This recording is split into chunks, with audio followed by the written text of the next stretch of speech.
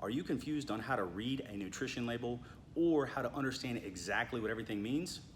Make sure to watch this video so that you can fully understand exactly how to read a nutrition label and to comprehend what everything on it actually means and how it can affect you specifically. And for the best health, nutrition, and fitness advice, be sure to subscribe to my channel and hit that notification bell so that you are notified every single time that I post a video every Wednesday. Now, we see nutrition labels all the time. Every time that we pick up food, hold food, we go to the grocery store, any of this, we see nutrition labels all the time. But the question is, do you really pay attention to them and do you know what everything on it means?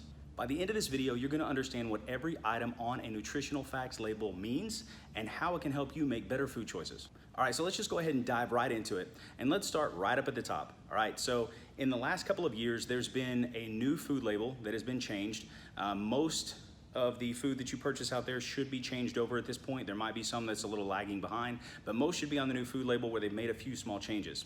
So going over this new one, we're gonna start at the top where it talks about the servings, which in my opinion is probably one of the most important aspects. You need to be able to understand what is in a serving, each serving, and how many servings there are in the container or whatever it is that you're purchasing. The servings is gonna be very important. It's gonna list out specifically how many servings there are. So in this one specifically, it shows that we have 8 total servings. So in this container, in this box of food that you're purchasing, it has 8 total servings in the entire thing. And it's breaking the nutritional facts down by serving. And it's telling you exactly how much is in each serving. So they have narrowed the serving down to 2/3 of a cup or 55 grams. Which means whenever you weigh, if you weigh and measure it, which I recommend that you are doing with your food, but if you weigh and measure it, you know that 2/3 of a cup is what's going to equate to the amount that's in there, or 55 grams in weight. If you wanted to put it on a food scale, you would know that it's exactly 55 grams if you wanted to be a little bit more exact than 2/3 of a cup. So from there, if we start moving on down, you can see the total amount of calories. You can see here that per serving, there are 230 calories in each serving. So that means for every 2/3 of a cup that you have, or every 55 grams in total weight that you eat, you are getting 230 calories from that. Now on the old label, they used to have what was called calories from fat. And essentially what that would do is tell you that this many calories out of the total amount of calories, so out of the 230 calories that you're getting per serving, this many calories is what was coming from fat. Now, thankfully on the new labels, they have eliminated that. I am curious, let me know below in the comments, did you ever look at calories from fat? Did you ever pay attention to it? I know that that's something that I completely glossed over all the time when I was looking at it. I'm very, very glad that they actually eliminated that on the new label. So a lot of things that you're looking at now, you may not see the calories from fat on there anymore. Next on the line, we start to get into total fat. On this item, you can see that there are 8 grams of total fat per serving. So again, for every 2/3 of a cup or 55 grams in weight, you are getting 8 grams of fat. And then it starts to break it down from there. What is that fat comprised of? So you can start to look and see that it's got saturated fat listed and it also has trans fat listed. This item specifically has 1 gram of fat that is a saturated fat and that it contains 0 grams of fat from trans fat. Now, if you're not familiar with what trans fats are, this is a fat that you definitely want to avoid at all costs. Thankfully, they are not really using trans fats near as often as they were before, as they realize that there's pretty much all negative side effects, nothing upside to you having trans fat, but they are required to list that in there.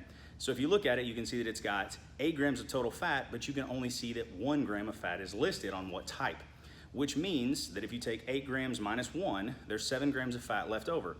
We know that those 7 grams are coming from unsaturated fats. Now, in some labels, you'll see these listed. In some labels, you will not. It just kind of depends on the manufacturer. In this label, it is not listed. So we know that there are 7 grams of fat that are coming from either polyunsaturated or monounsaturated fats specifically. That's where the rest of the fats are. The 7 plus the 1 equals the 8 grams of total fat.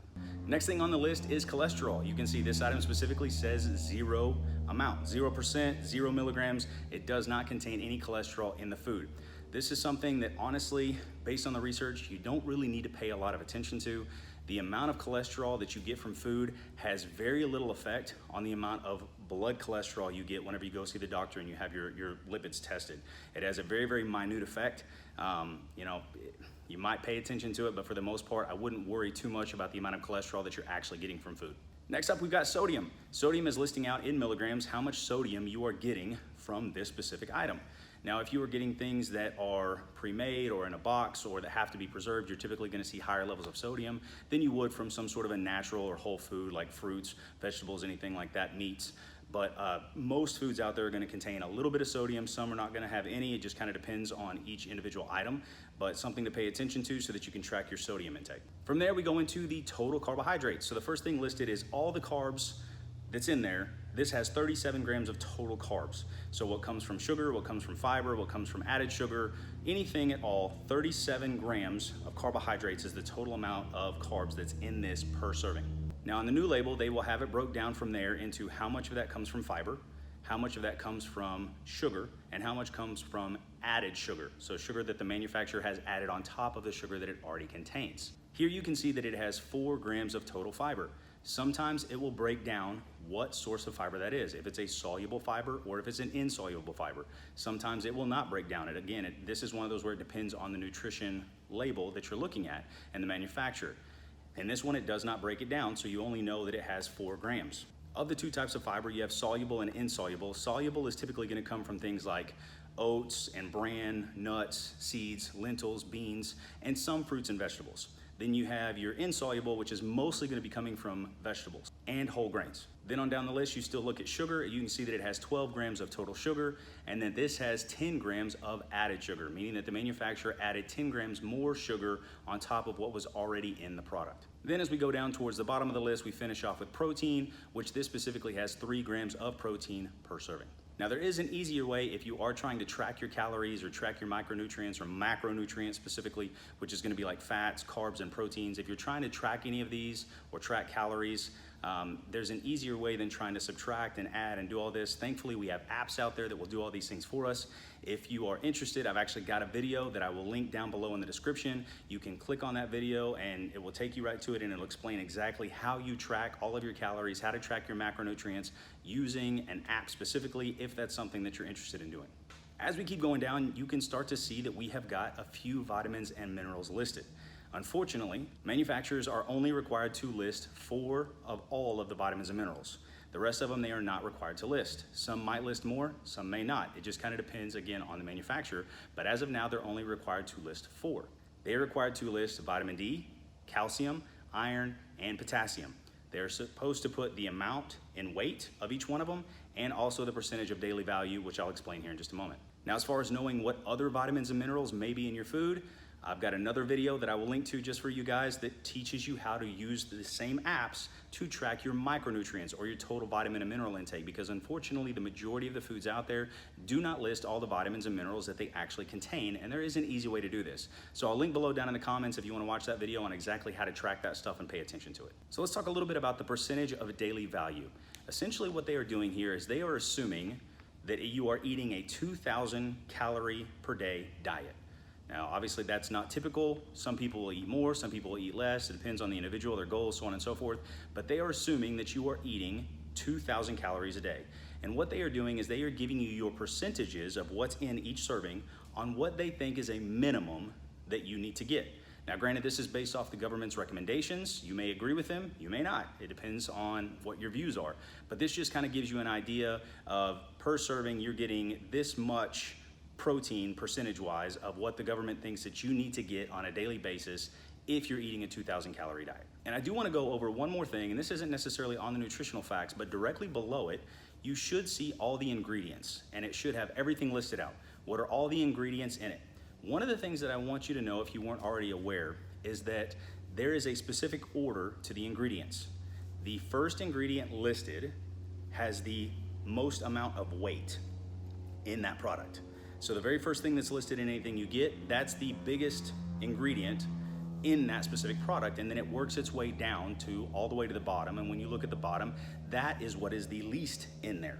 So as you're starting to get an idea of what's in it, you can see what's making up the majority by weight of what you're actually eating, which is kind of a neat thing to know. And that's it. So now you guys know how to read and understand a food label and a nutritional facts label to make better choices, but then how do you really put this into action? What about actually creating a meal plan based on what you need? So what I've done is I put together a 28-day fat loss meal plan just for you guys that I'm gonna give away for free.